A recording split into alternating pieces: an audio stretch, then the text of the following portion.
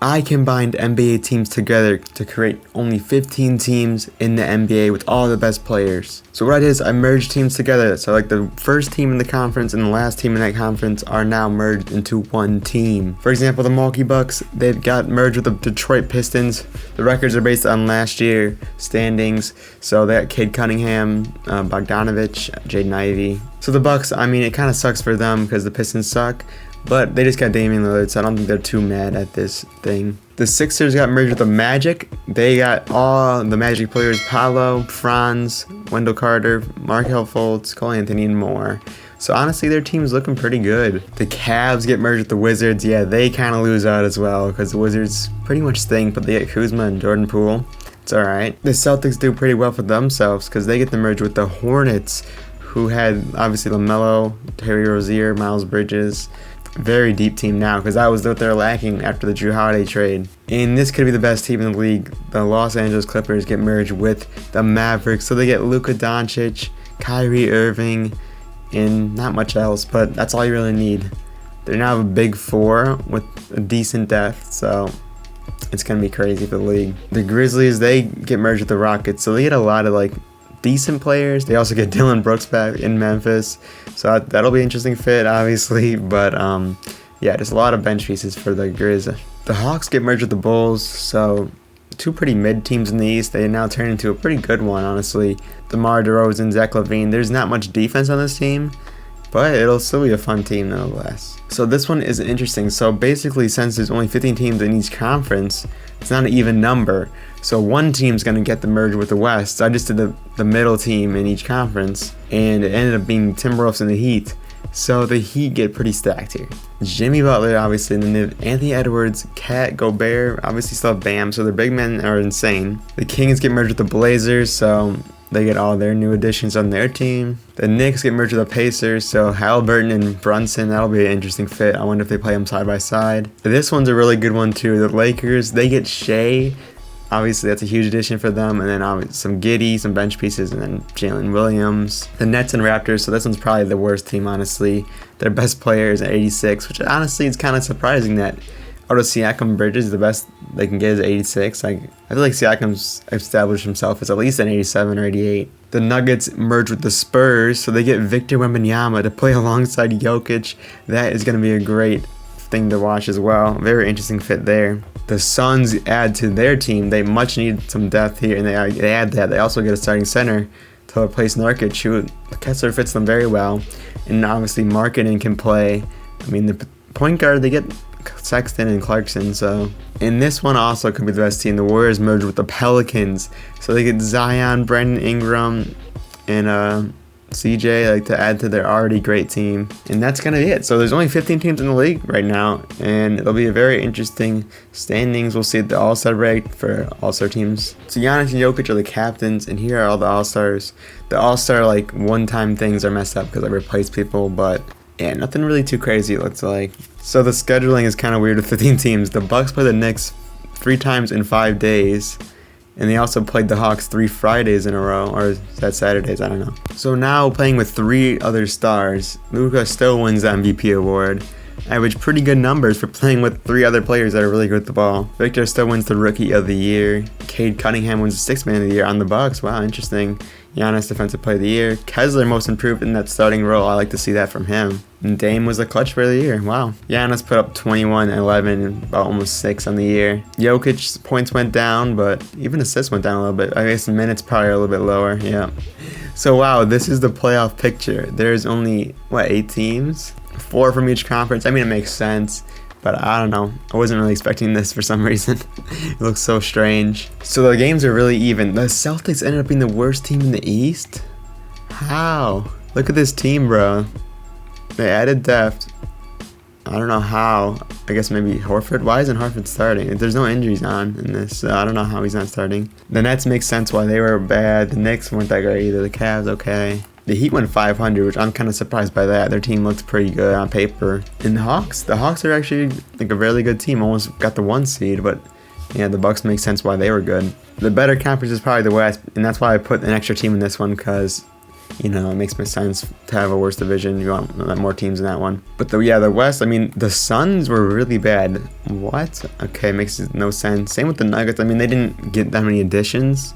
Ooh, and the Grizzlies just missed the playoffs. Interesting there. The Kings snuck in there with the Blazers players. Yeah, not that great for them. But these top 3 teams are really good. The Warriors, obviously, I'm surprised they didn't win more games with this team. I mean, look at this. They're like 9th worst guys, Wiggins. Like, are you serious? The Clippers, they're the 2 seed. They won 50 games. 2nd most in the league. Luka, Kyrie. Look at this team. Like, how do you stop this top 4? Like, the answer is you don't. And the Lakers are the best team by far, which honestly was a little bit surprising. I know they had a good team, but they kind of just have a big 3 and then some solid players elsewhere. But it's like, I feel like other teams are better. Anyway, let's simulate this round. Should we go? I guess we'll just do the round because it's like the semifinals. See what happens. The Bucks almost swept them, and the Heat kind of fought back. I was just looking at the Bucks, but the Lakers win. No upsets here, really. So we got LA in the conference finals there. Both LA teams, and then the Bucks versus Hawks. The Hawks were surprised getting here, I will be honest. In the elimination game, Dame went crazy, and this is why the Bucks need Damian Lillard. Like, this is a great fit for them. That trade is amazing. If you want to see my reaction to that, actually, I posted a video on my 2nd channel. But he's averaging 32 in the playoffs. Giannis is not averaging 32 in the playoffs, only 13, but I mean, whatever works, I guess. Shea has put up 25 points per game in the playoffs. AD put up 18, LeBron 19. Like, that big 3. It's pretty unstoppable. All right, we'll sim game by game here. Bucks go up 1-0. Hawks get 1. Clippers get 1. Tie game in the left. And the Hawks are up 3-1 to the Bucks. I really don't get this. Trae with 25 in that game. I mean, they do have a team, I won't lie. And the Hawks literally beat the Bucks in 4. The Hawks won 4 straight. It looks like the Lakers might be advancing here. Paul George and Irving are choking this series away. I mean, mostly Irving, it looks like. They do get 1 back, though, so it's going at least at 6 games here. Let's see if we can hop into this game. And the Clippers are going away with this game. It's going to 7. Luka Doncic almost triple-double. Wow, what a game from him. Kawhi also 29 points. Paul George had 10 assists. You don't see that much from him. The Big 4 had themselves a great game. So could the Lakers blow a 3-1 lead? It's looking like it might happen. They are fighting back in that 2nd quarter, though. They have a great 3rd quarter start, at least. And the Clippers are back in it. It's a close game. The game is tied with 1.5 minutes to go. This is a perfect opportunity for us to jump in. Luka with the ball against D'Lo. It's a good matchup for Luka, obviously.